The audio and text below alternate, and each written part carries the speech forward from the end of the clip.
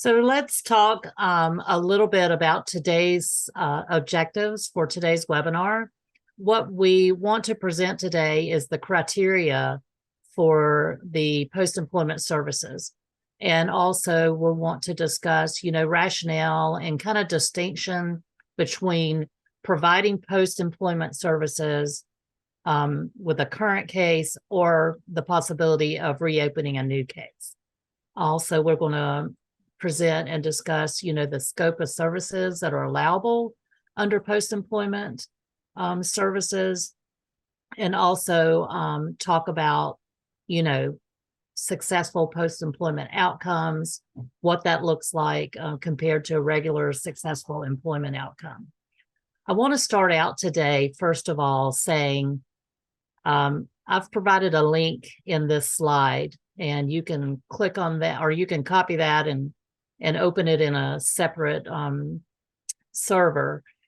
But we want to make sure that we let you know that the Department of Education is currently reviewing the interpretation based in the FAQ, the 2203 document that was published March 11th of 2022.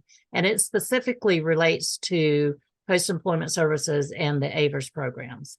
So information in today's presentation is based on what we currently know, but things may be updating in the future. So there may be, due to the interpretation review, there may be some changes. So I just wanted to preempt today's presentation by saying that. And if any changes do come about, you will be the first to know. We will definitely be putting it in our announcements, and we'll probably do another session on post-employment. But as of today, we are providing information on what we currently know about post-employment services. So before we begin, we're going to do a poll question about post-employment services.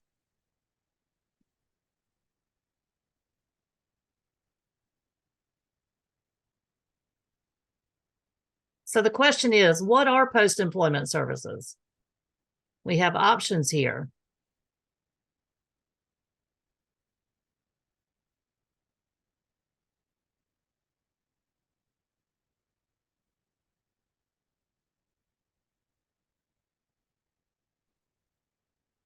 And the choices basically are: post-employment services are needed to maintain employment. Post-employment services are provided under an IPE. Post-employment services are provided in the case which has been closed due to successful employment, or possibly all of the above.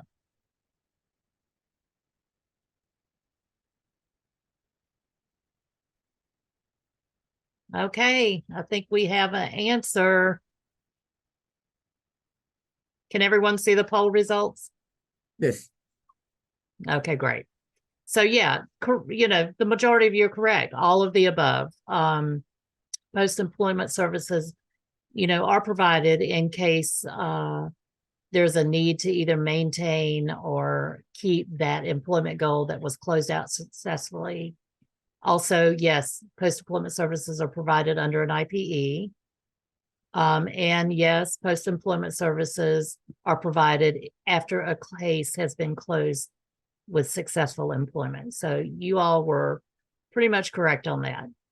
And I want to also say today's presentation is basically an overview of post-employment services. We have a lot of new project staff who are not familiar with the term, have not, had any experience with post-employment. So today is an overview of that. And again, we'll be going into deeper sessions and more presentations a little bit deeper than today's presentation. So let's talk about post-employment services. So they are based upon what we consider our AVERS best practices and are provided to an individual who has successfully achieved 90 consecutive days of employment according to the IPE that was currently in the case file.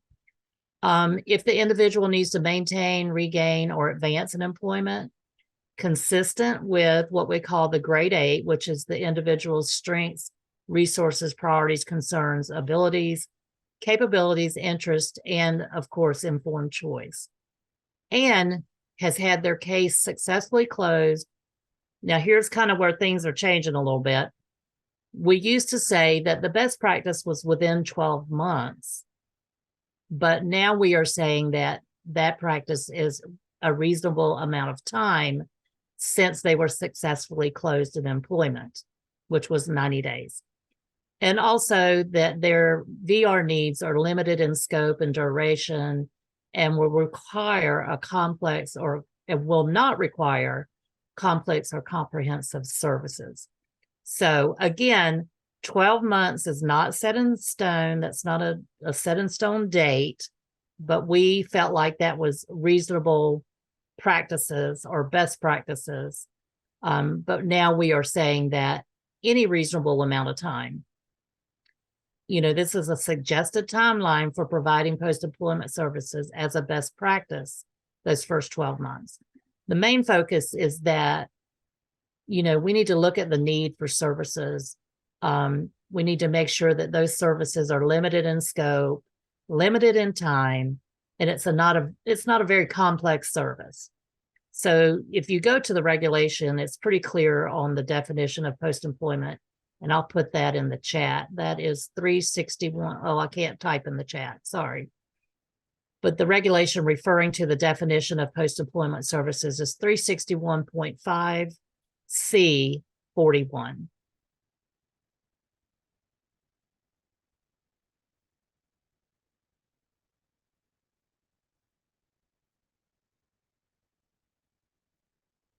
Okay. Again, when we're talking about post-employment services, there's a variety of services that you can provide, a combination of services that you can provide during the post-employment services period. There are services such as what we call supportive services, like transportation, maintenance. Maintenance is when they are receiving a service like training and they have to be out of town. So you provide them food and shelter, basically their meals and lodging because they are participating. That's what the definition of maintenance is. That's another supportive type service. And then there are personal assistance services that basically are included in conjunction with other rehab services that you had put in the IPE. Of course, counseling and guidance are also important during post-employment. Just like with any other phase of the VR process, whenever you are providing counseling and guidance services throughout the IPE. And post-employment services are provided under an amended IPE. So therefore, thereby making the amended post-employment services IPE relevant to the original IPE. And the amendment is developed when post-employment services goals are agreed upon between the VRC and the participant. But the important thing that we want to remember here is that any services can be provided under an amended post-employment IPE, as long as the participant and the counselor sign and agree upon the new services. You must have a description of the terms and conditions of the services in the IPE. And this also includes the duration of the services. So you want to have a start and end date of those post-employment services. And we also want to include a case note, stating how these services can be provided. We definitely want to address comparable benefits, if those are being put in place to provide the services. For like if another Indian agency or state VR agency is providing services, we want to make sure that we include those in the amended IPE as a comparable benefit. And we also need to remember that the services are based on the original employment goal in the original or the most recent IPE prior to post-employment services. So now we are going to complete another poll. So poll number 2 is getting ready to pop up.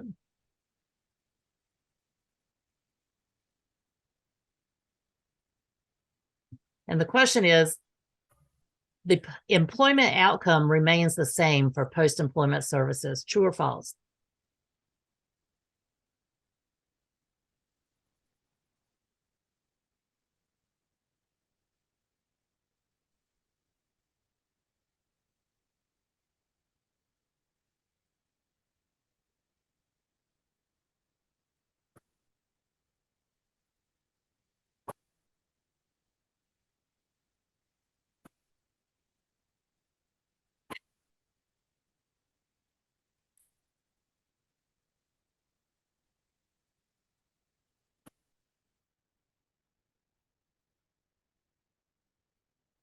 Okay, we have some mixed feelings on this question. I'm glad too, because I want us to discuss it at the end. For the most part, everyone said, yeah, the employment outcome remains the same. But we have a few that said, no, it doesn't.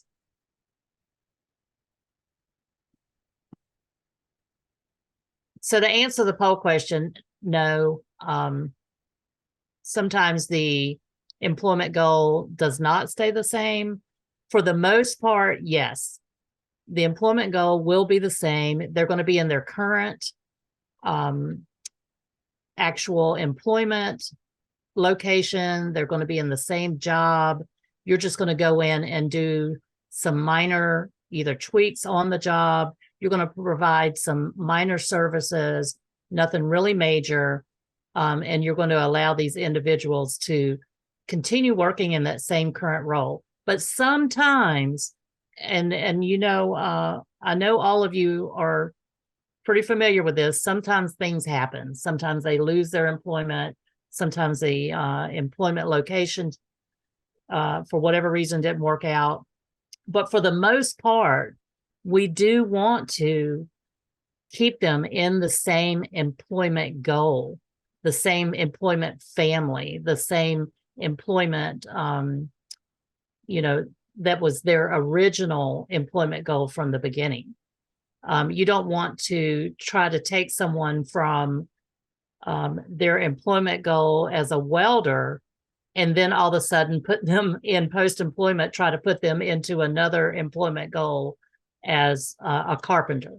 So, you know, those type things, you definitely want to stay within the same employment family so that the training that you previously provided or the experience that they have. So I would say for the most part, yes, you do want to keep the same employment outcome. But there's always that little, sometimes things just don't work out that way. So let's go on and talk more about amending an IPE under post-employment. So post-employment services are provided under an amended IPE, thereby making the amended post-employment services IPE relevant to the original IPE or the current IPE in the case file. And the amendment is developed when the post-employment goal is agreed upon between the VR counselor and the participant. So here are the things we have to look at. Hello? I thought somebody was talking. What we really need to look at when we're amending the IPE is to make sure that the IPE contains the following components. So first of all, a description of the terms and conditions for the provision of all the recommended post-employment, along with, as I was saying earlier, the anticipated duration of the post-employment. So your start and end dates of the services. And also you're going to have a statement in the case file, a case note, I guess you would say, of how post-employment services will be provided through comparable benefits, if that is the case, or if another provider is necessary, you know, like State VR or any other tribal program. So you want to make sure and have that statement in the file because you want to be able to refer to it if you need to. And then, as I said earlier, maintaining or keeping those comparable benefits in the IPE as a service. And here are the regulations related to that. What we want to talk about, I think we may have missed a poll here, AJ. I'm not for sure. I think the poll question that we were going to put in here before this slide was, do you have to determine eligibility again when you're providing post-employment services? And I want to note here that the regulation that refers to that determination of eligibility and specifically says that there is not a new determination required to provide post-employment services. That regulation is listed here on the slide. So even though we didn't complete the poll question, the answer to that was no, you do not complete a new eligibility determination unless, and then here we go again, sometimes things just, for whatever reason, unless the disability has changed. If the disability has changed, then you would definitely be determining eligibility again, but you would be reopening the case and starting a new case based on the new information about the disability. So let's talk a little bit about the amended IPE. By a show of hands, can anyone raise their hand and say, yeah, I've amended IPEs before? Yeah, we got a bunch of them on here. Of course, things change, right? I can't think of hardly any case that I ever worked on as a VR counselor where I didn't have to amend the IPE. I mean, things just change, and you want to make sure and note that in the case, and you want to make sure and provide the services that are necessary when those things do change. So, much like a regular IPE amendment, a post-employment IPE amendment, you're going to take that last IPE, the one that was in effect when the participant reached their employment goal and was closed out successfully, and you're going to amend that IPE to add any services that you'll be providing during post-employment. So add the post-employment services, as a service. Make sure that you have a description of the short-term or limited services that you're going to be providing to assist the participant in maintaining their current employment.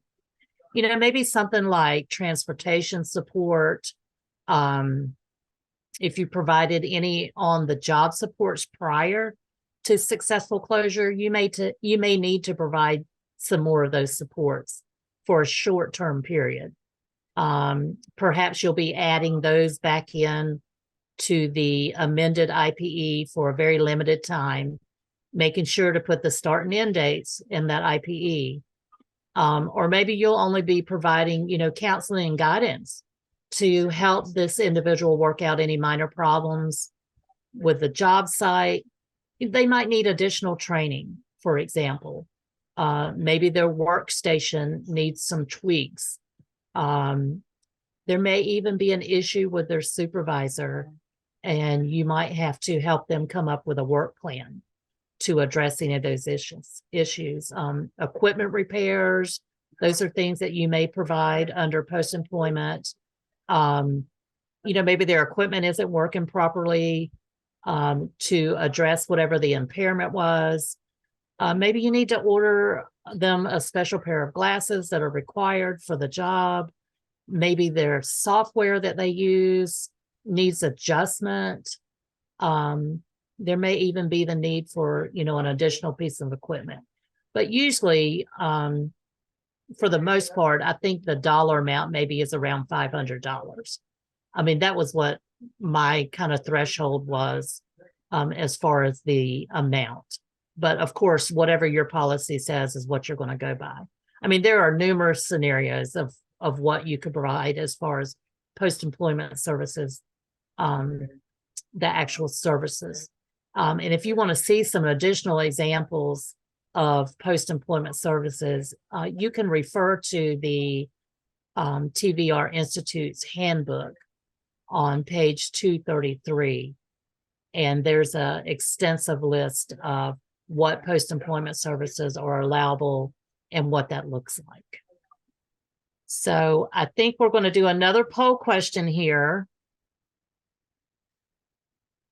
And it's specifically going to be talking about eligibility and amendments, I believe, AJ. I'm not sure which poll we're on right now.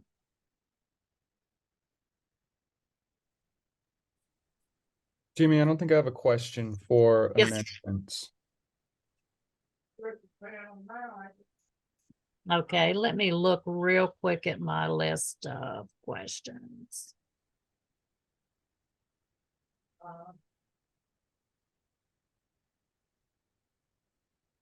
Okay. We're going to do poll question number 4. Okay.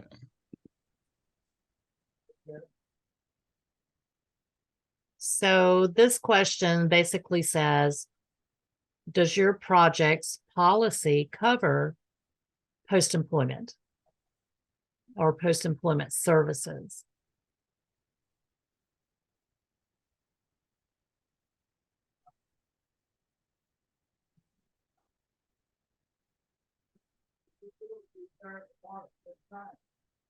Yeah.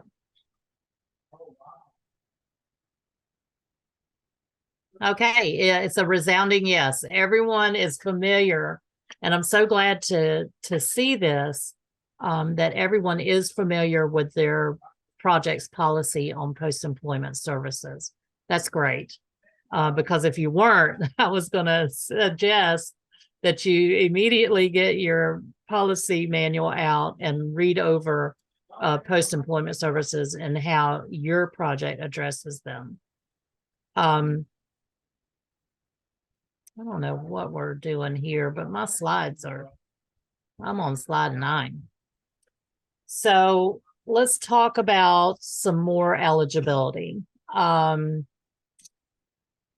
We talked earlier about, whether or not you have to have the same employment goal because we're helping the individual maintain their current employment and the job that they were successfully closed out with. And the important thing that we wanted to address is why the individual was unsuccessful in their current employment. If there was a significant change to the disability that caused the loss of employment, if there are several issues that need to be addressed, maybe additional services, amounts of time, a reassessment. I feel like this would not be a candidate for post-employment services because I feel like if you have these major significant changes, then you need to look at why the need is there for the individual. And for example, if new employment is necessary, then, I feel like that this case should be closed and then you would be reopening a new case with this individual. So when we're looking at, do we provide post-employment services or do we open up a new case? We have a checklist in our VR process handbook. And if you go to that section, and it kind of helps you in deciding if the individual is a candidate for post-employment services. So you want to look at these things like, do they need post-employment services to maintain, regain, or advance in employment? Are the needs of post-employment services consistent with the individuals, as we said earlier, the grade 8, their strengths, resources, priorities, concerns, making sure that they did have a 90-day employment outcome that was in accordance with their IPE, the most current IPE in the case file, and also if they were closed out successfully with the applicable IPE and within a reasonable amount of time. So if you want to look at that checklist, you can go to the VR process handbook, and this is going to help you in deciding if the individual is a candidate for post-employment services. What we need to remember is that we're only amending the last IPE. So adding those post-employment services and then having the participant help you in developing that amended IPE, making sure that they agree with that and have them sign that new IPE, the amended IPE with the new post-employment services, making sure you include those service dates that we talked about earlier, and also the date of the new agreement. And I think we have just answered the poll question that I was talking about. I'm not sure. We're a little mixed up on our poll questions. When we're specifically talking about the procedure for post-employment services, again, we have that checklist in our handbook. You want to make sure that the IPE has been amended and written to provide the relevant VR services to address the post-employment need. Make sure that IPE is dated and signed by the participant. When you're putting those services in the IPE, you want to make sure that you have the terms and conditions of the services that you're going to provide, because you want to be clear, this is what you're providing and this is how long you're providing, so that, there's no question about what it is that you're providing during post-employment. You want to make sure that the IP amendment includes, like I said, the start and end date. You want to make sure that the post-employment services meet the same requirements as the previous services provided, during any other stages of the VR process. And also, as I said earlier, that your comparable services and benefits are utilized. You want to make sure and refer to that regulation if you have that in your program policies and guidelines, because we always want to make sure that we include those comparable benefits in the amended IPE. So just quickly, you want to make sure that the amended IPE includes the appropriate statement of how those post-employment services will be provided, and also if they're going to be provided through comparable benefits. And all of you said that you were familiar with your program's policy on post-employment. I'm glad to hear that you are. We're going to talk a little bit more about that. Right now, I'm going to stop this slideshow and we're going to go over the VR process handbooks, post-employment information sheet. And then we're also going to look at just a sample policy on post-employment. So let me stop this. Oh, I see we have a lot of comments. Lee, was there any specific comments? That if you nod your head, an icon will pop up, or if you put your thumb up, and a thumbs up icon will pop up automatically on your screen. And I'm terrible because I'm always using my hands to talk. So there's no telling what kind of icons will pop up. So I apologize in advance. Oh, okay. And also, AJ, thank you. He put the link to our post-employment services information sheet from the VR process handbook. But I did want to share mine real quick with you all, because this is a really good resource. If you're new to Tribal VR and you're not familiar with post-employment, this information sheet, this section of the VR process handbook, gives you a description of what it is, what post-employment is, in that first paragraph. And again, I want to make note that our handbook is based on the information that we currently have. But as I noted in the very beginning of this presentation, there is going to be a review of that.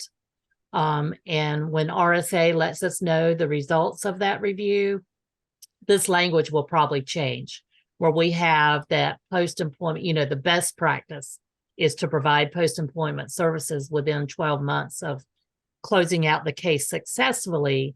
Now that terminology is saying reasonable amount of time.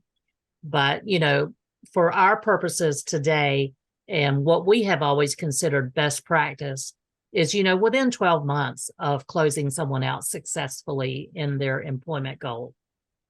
Also, here's a little bit more information. If you're looking at criteria for the provision of post-employment services, you're going to probably look at these 4 areas here.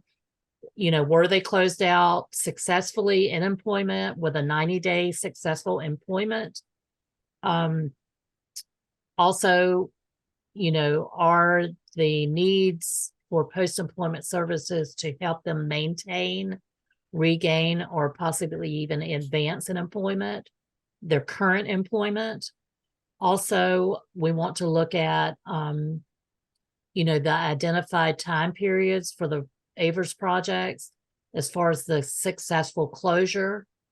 And we also want to look at the fact that post-employment services are limited in both scope and duration.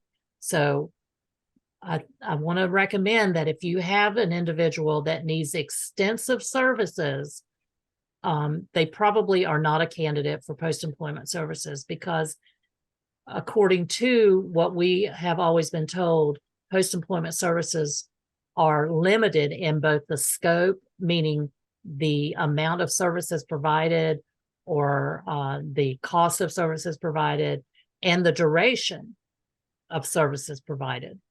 So those are kind of, the 4 areas that you want to look at when you're trying to decide, is this indeed a post-employment case?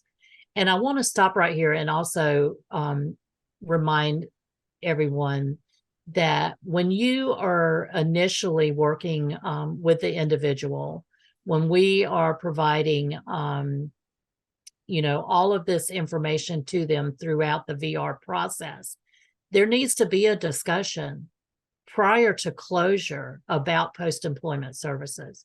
And that is part of CAP, making sure that we let individuals know prior to their case closure that post-employment services are indeed available. We also want to look at. Jamie, Yes. we have a question. Yes. Yes, we have a question posted from Marnie Kilborn. Her question reads, I have a question about policies and procedures. I was told we couldn't put a monetary cap on them, but we do have a 35, I don't know, 35,000 or 3,500 cap, and it wasn't legal to put a cap on. Okay. No, we do not use caps. We do not cap services. Marnie said it's 35,000. The reason that we state in the eligibility for post-employment services is because when we refer to what the regulations say, it says post-employment services are limited in both scope and duration. So I would think, and I'm not sure what your policy says about that. If your policy says different, then of course you're going to go by what your policy says. But we all have different policies, different interpretations of the regulation. But I feel like that if the scope is limited, then I feel like the amount is probably going to be limited, because why are you providing $35,000 worth of services in post-employment if the scope is not limited, or if the duration is not limited?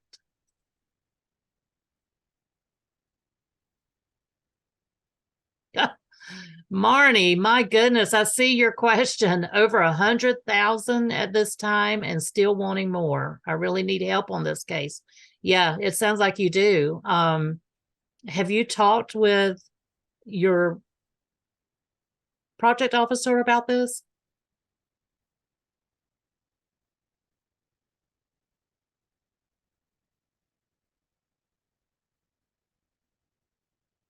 Not sure who you... Marnie, are you a director?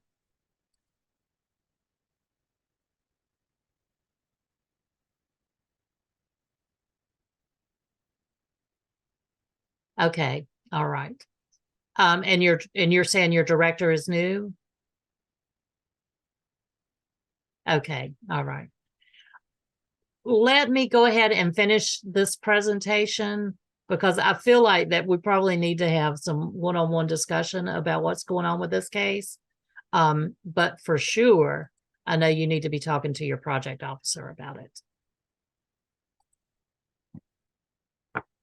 So again, let's get back to today's presentation on just some general information about post-employment.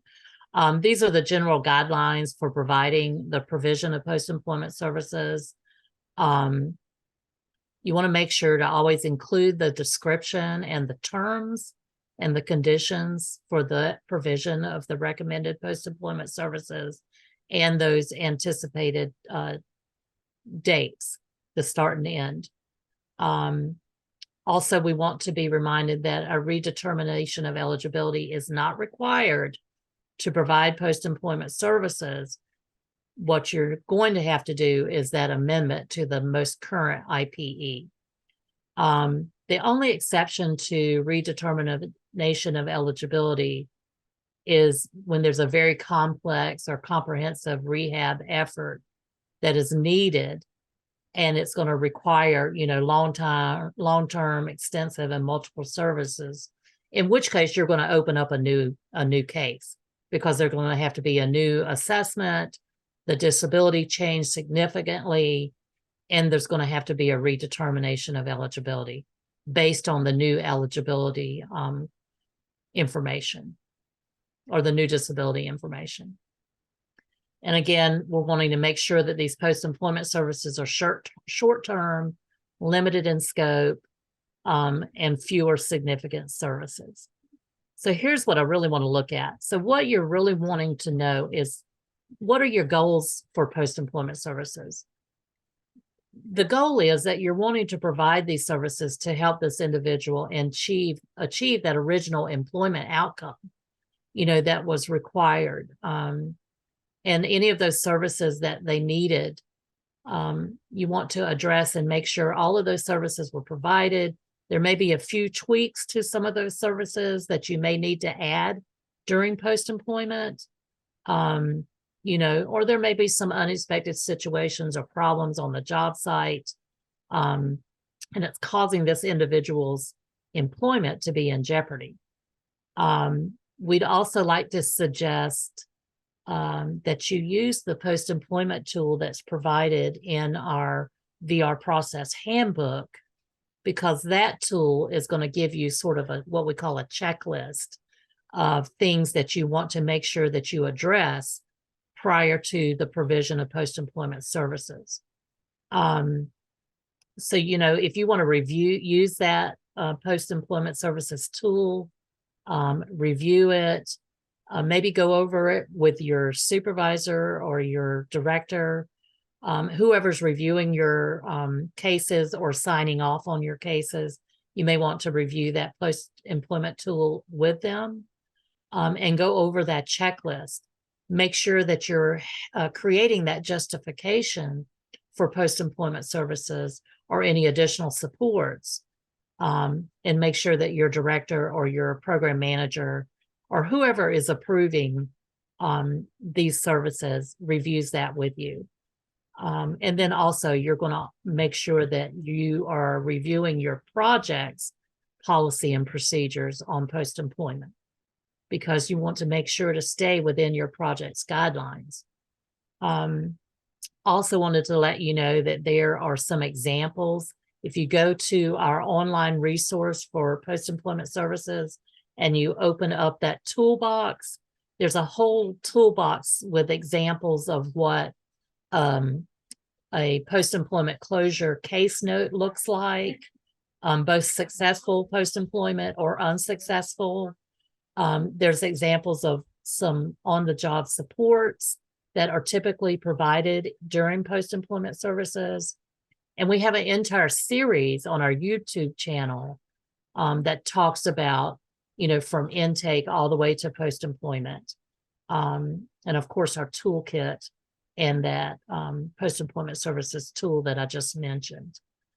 So again, here's kind of your little checklist before you determine if you're going to amend the IPE and start the provision of post-employment services. You know, first of all, was their employment goal achieved? Did they maintain that employment goal for a minimum of 90 days? Were they closed out successfully in employment? You also want to look at those comparable benefits, making sure that they've been utilized, or whatever your project's guidelines are on comparable benefits. That successful closure document or case note is in the file. Also that the individual was mailed, you know, that closure letter, and that successful closure letter was sent out to them. And that all of the post-employment services, the duration, the start and end dates are in there. That amended IPE needs to be signed and dated. And again, any of your case notes related to specific services that are going to be provided during post-employment.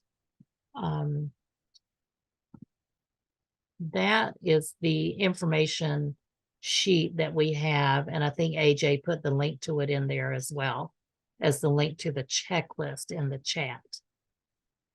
One more thing I wanted to share with you all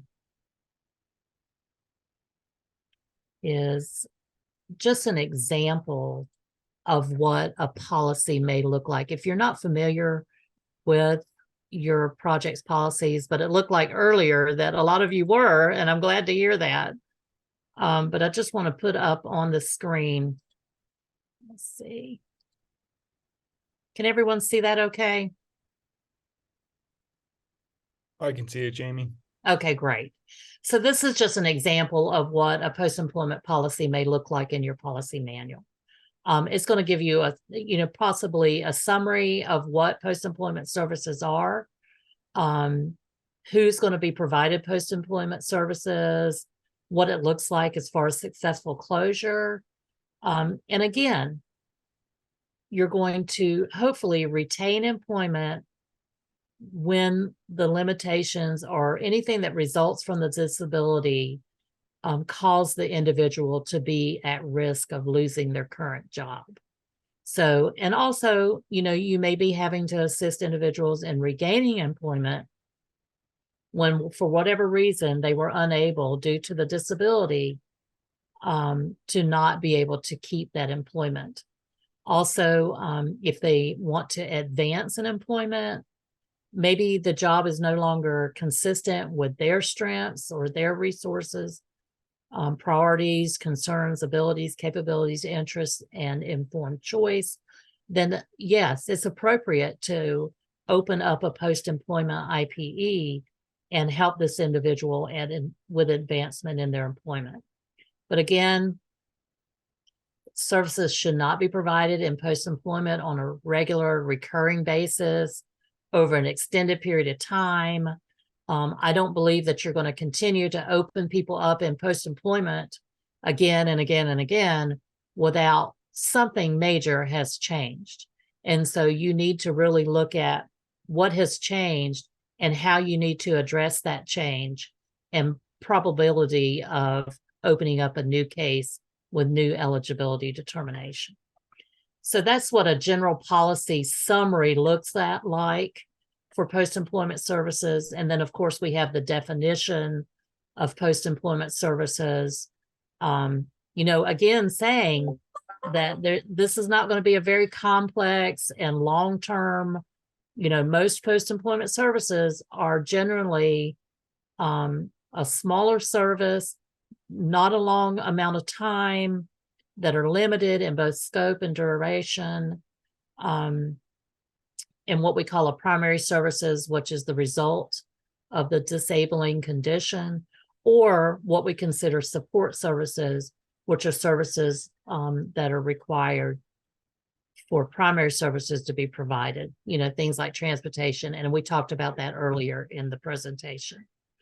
And then your policy should also have procedures for the provision of post-employment services, where you actually talk about, you know, what the need is, how you're going to help this individual, You're going to talk about, that collaboration with the participant, what they feel like needs to be done or what services they need as far as the provision of post-employment services to help them maintain their employment. So your policy should give you the process for providing post-employment services. And then also talking more about the actual post-employment plan, the IPE, any physical records that you may use in the case file for that provision of services. This is going to help you as the counselor to determine if the services are related to that original IPE and if it's appropriate to amend those original services. So you should have all of this information. Also a section on what services, like this specific policy says a maximum of 2 primary services, which were required because of the disability. And then also support services that were provided, and this particular policy says no more than 3 months time, which includes both maintenance, transportation, and other personal assistance services.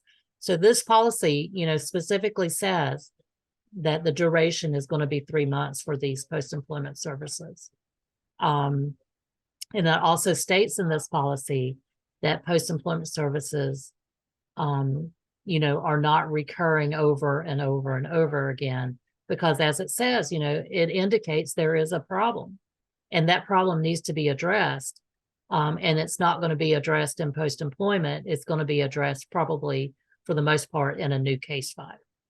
So I just wanted to share that example of what post-employment policy may look like.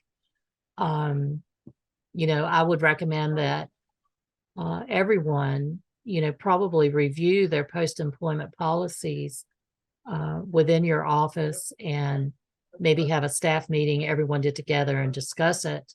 And if you have problems such as what Marnie was saying earlier, Marnie, I'm just not, I can't believe it. $100,000 and you're still not sure what you're going to do. Let me get back to our presentation screen. Let me see if I can share that with you guys real quick.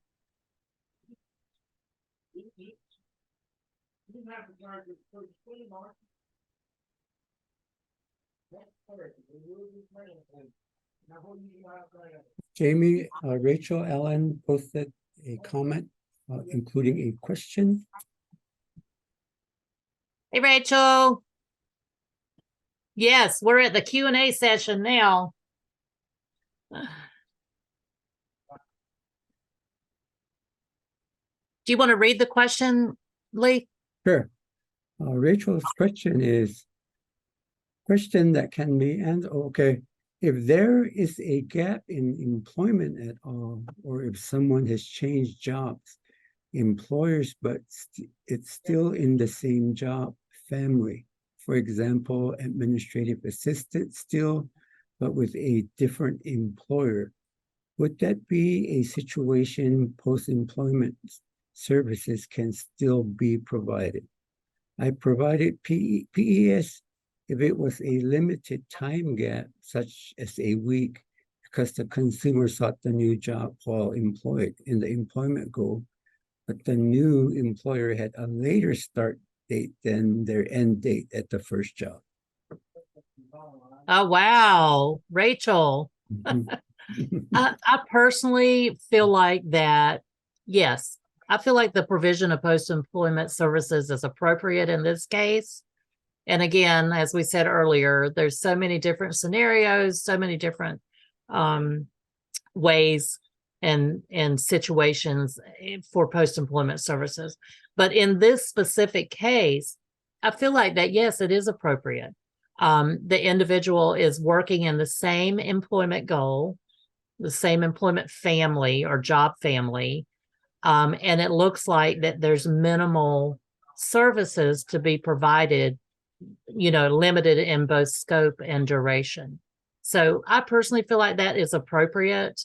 Again, whatever your policy says about it, you need to refer to that, and also make sure that you are operating within your project's policies. But in my opinion, and we all have them, I feel like that this is appropriate. Oh, Wayne's on here. Hey, Wayne.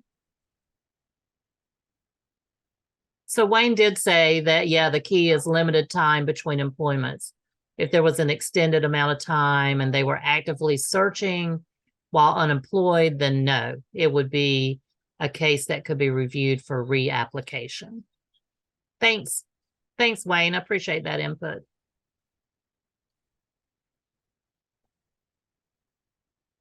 So we just want to talk about some things to remember from today's presentation.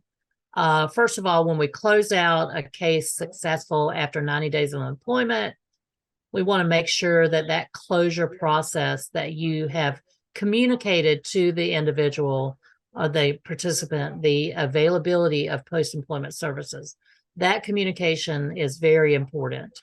And throughout the case, as you're providing VR services, that discussion has to be provided. I mean, those information needs to be provided and communicated to that individual.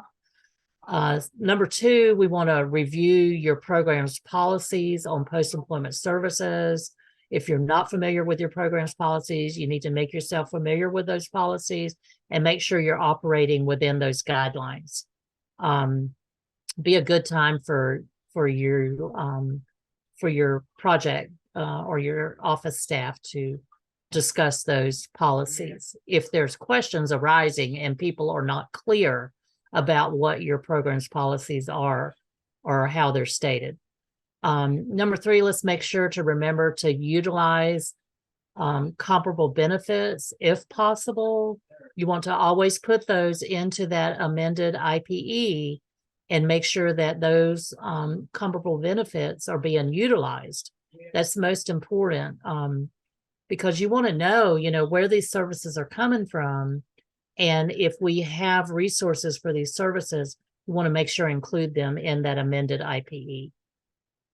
We also want to make sure that we amend the IPE with the input and help with the participant so that you're developing that IPE amendment based on their needs.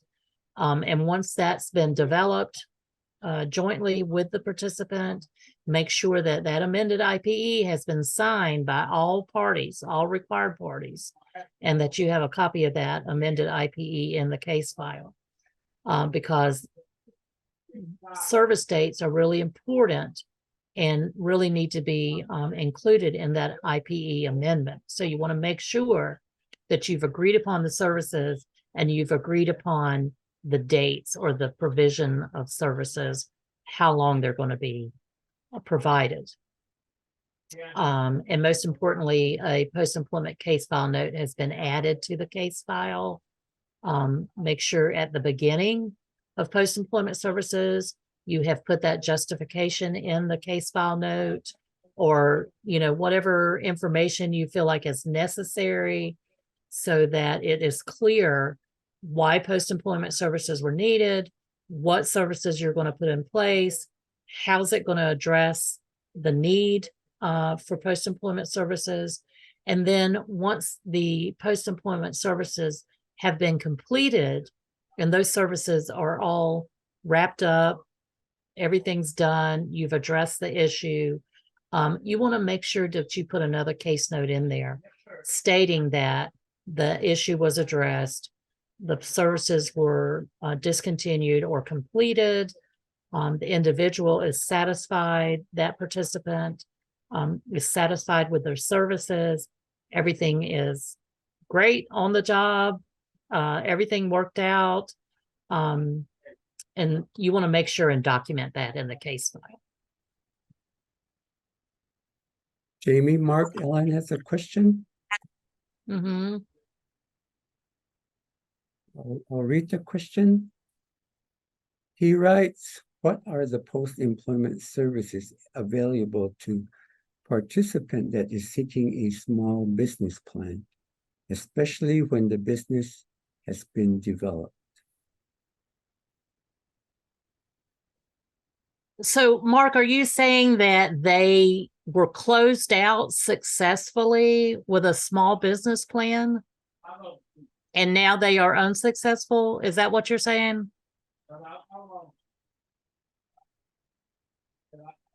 I think he's saying he raised his hand.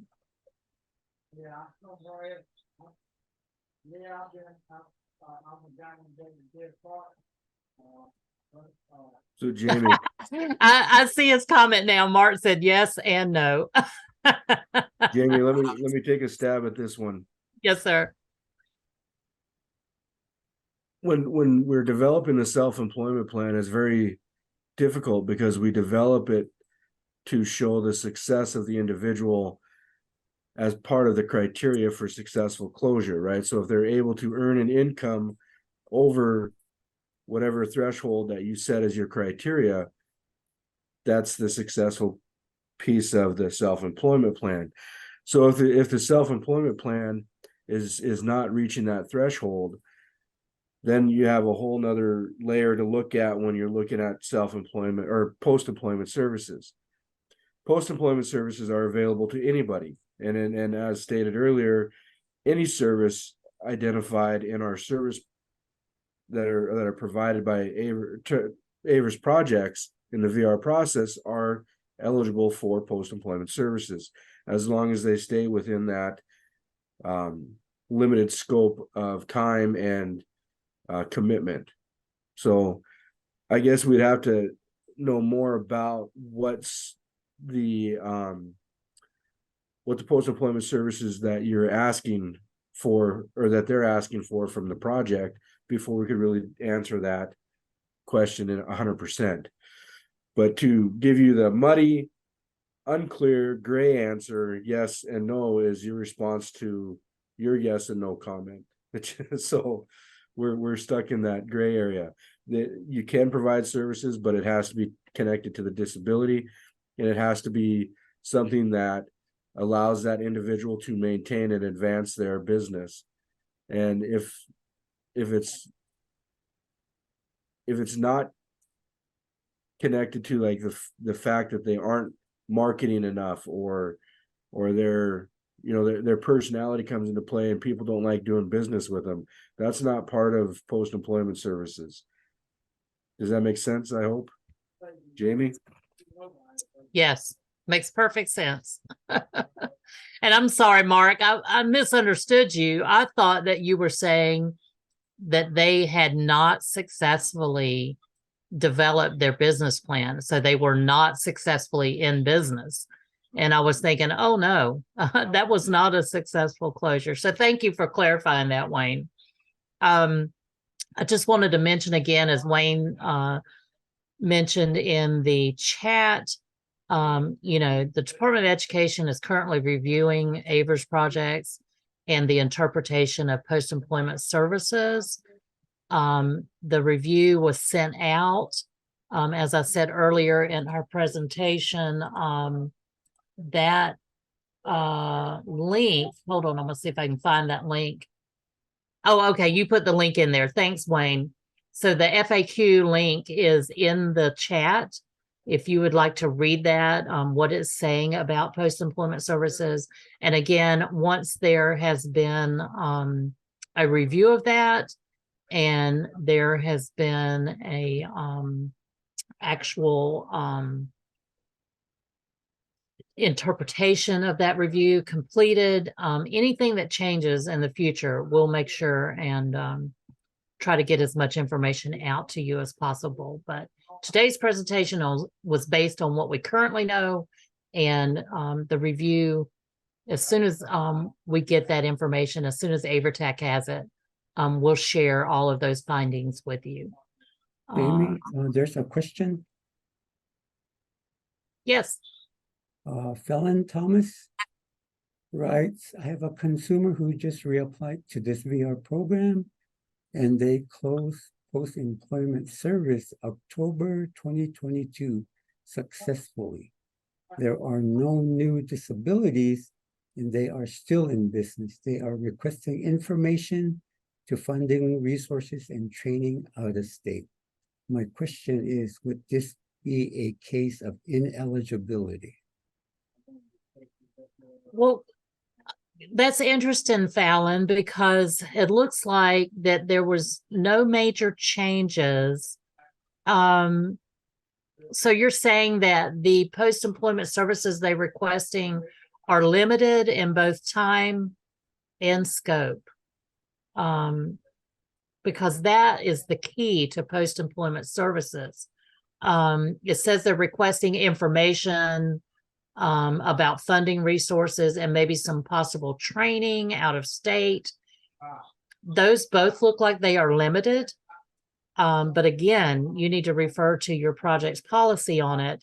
And, you know, like the policy that I shared with you earlier, that policy specifically said that post-employment services were limited to 3 months in time and that the scope was very limited. So I don't want to say no, you cannot provide post-employment services in this situation.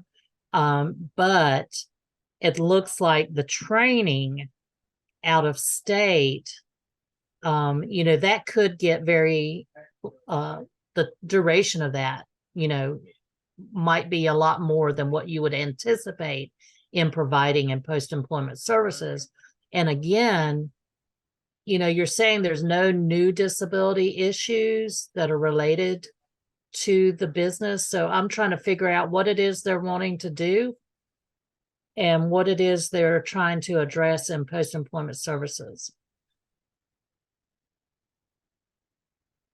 Fallon writes they already closed successful with the post-employment service. Mm-hmm. So it sounds like they were provided PES. Mm-hmm. It does. It sure does.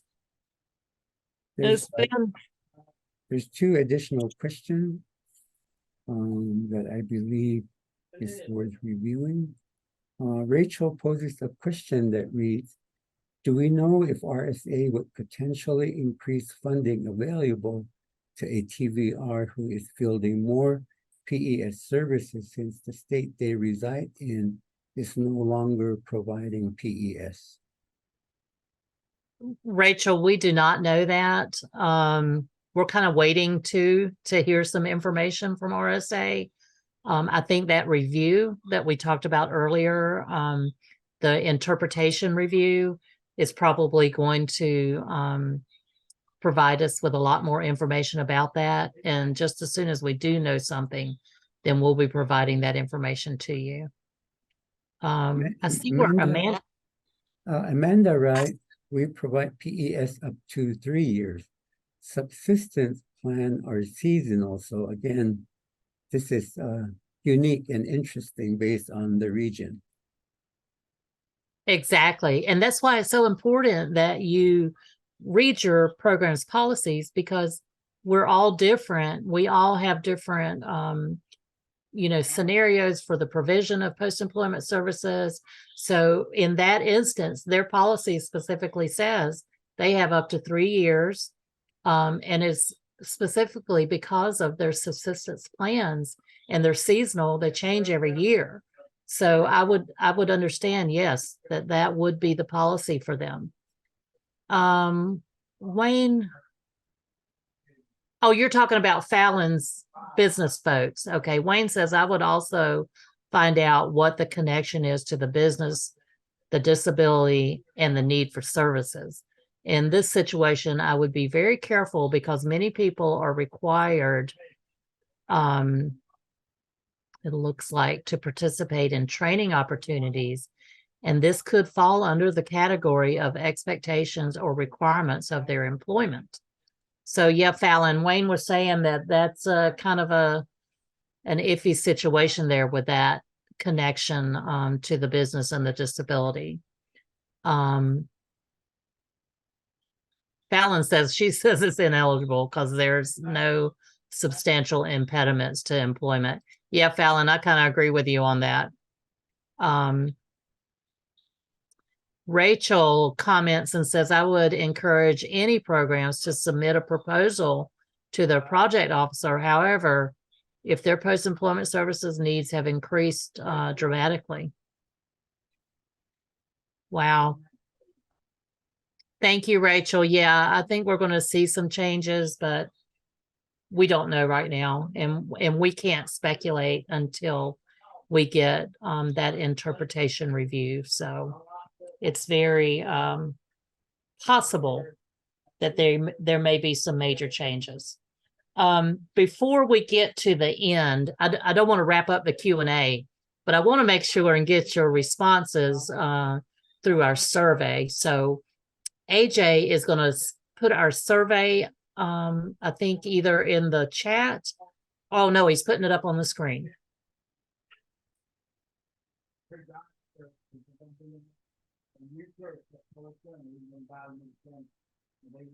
And we appreciate your willingness to give us feedback, because that helps us on our end as far as developing trainings and provision of materials and resources for all of you.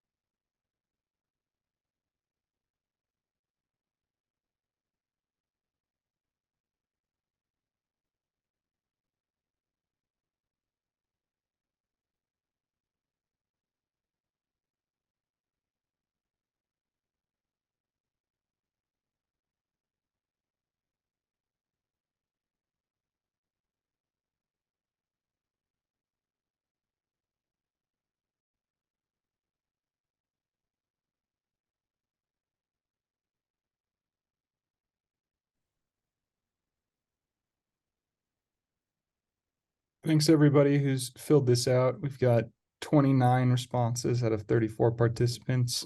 I'll leave this open for another 30 seconds and then we can wrap up the Q&A.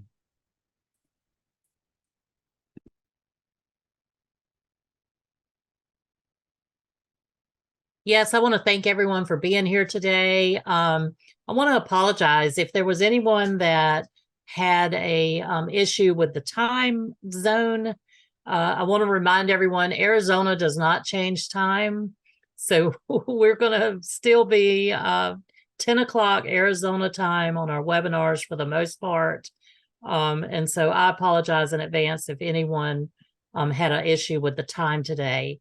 We'll try to make sure and send out some reminders so folks know that we don't change time in Arizona. Oh yeah, you're welcome, Amanda. Yes, it's important that everyone, those resources are really good resources. The TVR handbook, the VR process handbook. We try to provide all of those resources online for you all so that you can do some research on your own and read more about these specific topics. So we thank you all for, again, being here today and participating in today's presentation. I know today was just mainly just a brief kind of an overview of what post-employment services are. But I feel like because of this interpretation review, we'll probably be providing some additional training opportunities about post-employment services if we see any changes. And again, if you have specific questions about a specific scenario where you, like Fallon, I think we could definitely discuss that issue that you're having. Marnie, I believe we could probably talk about that one-on-one.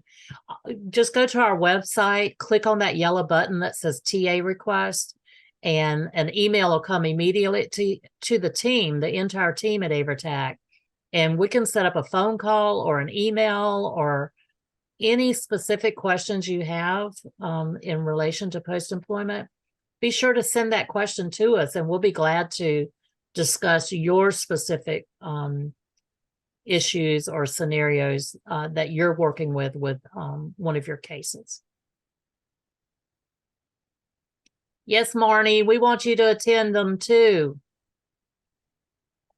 Thank you for being here today. And I know the time zone was probably difficult for folks that were, maybe on the East Coast or on the West Coast. Again, my apologies for any time issues that folks had with today's presentation. Oh, thank you, Judy. Appreciate that so much, Judy. And I'm glad that you learned a little bit today about post-employment services. Oh, yeah, Marnie, I think that would be definitely an audit of that case would definitely be helpful for you and for your new supervisor. Amanda, we'll send, yes, okay. The PowerPoint, if you go to our website, there's some resources if you go to that specific section. But if you want a copy of today's PowerPoint, then we're going to send out an email, a follow-up email, and everyone that registered today will get a copy of today's PowerPoint. Okay. It'll also be housed on our YouTube channel as well. Yep. Thank you, Wayne.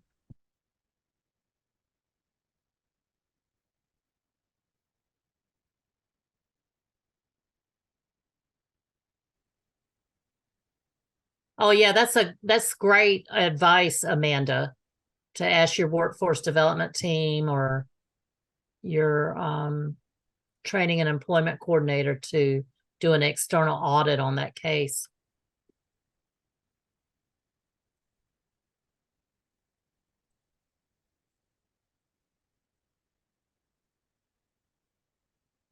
Oh, thanks, Judy.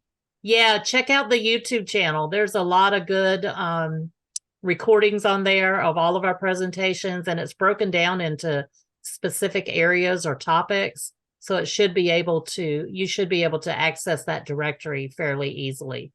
And the link is on our website too. Hope everyone has a great day. Thank you. Thanks for joining us. It's always good to see everyone. See you. Thank you for being with us today. Bye, everyone. Thank you.